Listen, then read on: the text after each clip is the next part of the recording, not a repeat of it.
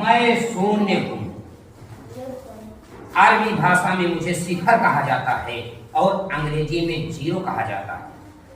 अगर मुझे किसी संख्या के साथ जोड़ा जाता है तो उस संख्या पर कोई प्रभाव नहीं पड़ता है, अर्थात वह संख्या ही उसका मान हो जाती है।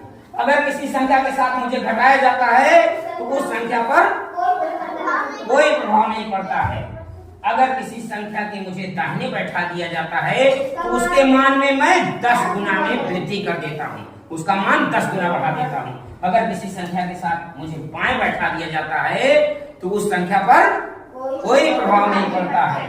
अगर किसी संख्या से मुझे झगड़ा कराया जाता है या कोई संख्या मुझसे झगड़ा करती है अर्थात गुणन किया जाता है तो उस संख्या का मान मैं उठा के 0 कर देता हूँ। और अगर किसी संख्या से मुझे बांटा जाता है तो उस संख्या का मान मैं 0 कर देता हूँ।